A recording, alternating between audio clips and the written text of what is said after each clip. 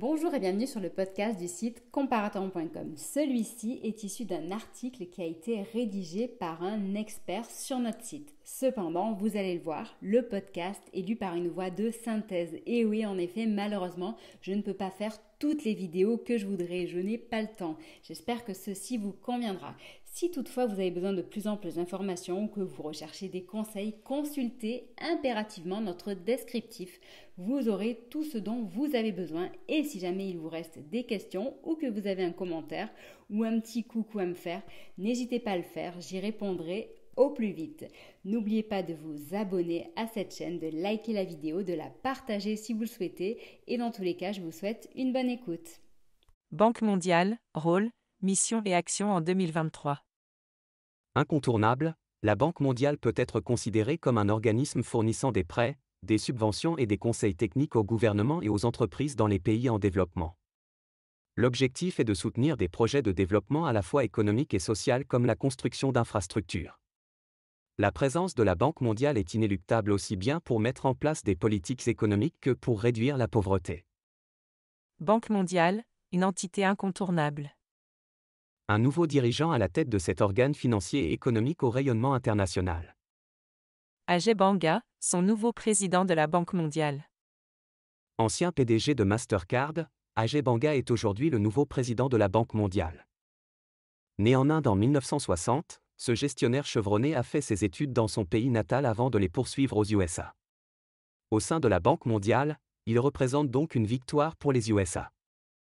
Ajay Banga, son parcours avant de diriger la Banque mondiale. Après avoir foulé les bancs de plusieurs multinationales, dont Nestlé et Citigroup, il rejoint Mastercard en 2009 dont il a été le PDG pendant plus de 10 ans, 2010 à 2021. Au cours de son mandat chez Mastercard, il a géré de nombreuses tâches comme la supervision de l'expansion de l'entreprise sur de nouveaux marchés ainsi que le développement de nouvelles technologies de paiement numérique. À ce jour, le président affirme que le réchauffement climatique devrait être au centre des préoccupations. La Banque mondiale devrait ainsi consacrer plus de ressources à la promotion de projets de développement durable et à la réduction des émissions de gaz à effet de serre. Banque mondiale, pour aider la croissance économique. Depuis sa création en 1944, la Banque mondiale a évolué dans ses missions et objectifs en fonction des enjeux mondiaux et des besoins des pays en développement. Au départ, l'institution a été créée pour financer la reconstruction des pays européens après la Seconde Guerre mondiale. Mais très rapidement, elle s'est tournée vers les pays d'Amérique latine, d'Afrique et d'Asie pour financer des projets d'infrastructure. Dans les années 1970, la Banque mondiale a mis l'accent sur la lutte contre la pauvreté, en finançant des projets dans les domaines de la production alimentaire, du développement rural et urbain, de la santé et de la nutrition des populations. Aujourd'hui, la Banque mondiale a pour mission principale de mettre fin à l'extrême pauvreté dans le monde en l'espace d'une génération et de promouvoir une prospérité partagée entre les pays en développement et les pays développés. La Banque mondiale est comme une banque d'investissement. Elle poursuit deux objectifs principaux et œuvre en fonction de ces derniers. Au service des pays en développement. La Banque mondiale intervient auprès des pays en développement en leur octroyant des prêts à faible taux d'intérêt, des crédits sans intérêt ou des dons. Elle intervient également en faveur des entreprises privées des pays en développement en leur apportant des fonds propres ou en garantissant les prêts des banques.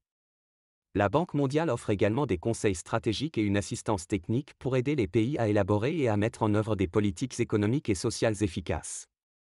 L'objectif est de promouvoir une croissance économique durable, réduire la pauvreté et améliorer les conditions de vie des populations.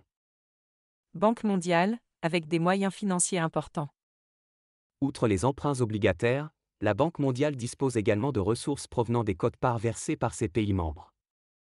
Les quotes-parts sont des contributions financières des pays membres au capital de l'institution. Elles déterminent le poids de chaque pays dans les décisions de la Banque mondiale ainsi que le montant des ressources qu'ils peuvent emprunter. Les pays membres les plus riches, regroupés au sein du groupe des pays les plus industrialisés, GPI, ont une part importante dans les quotes-parts de la Banque mondiale.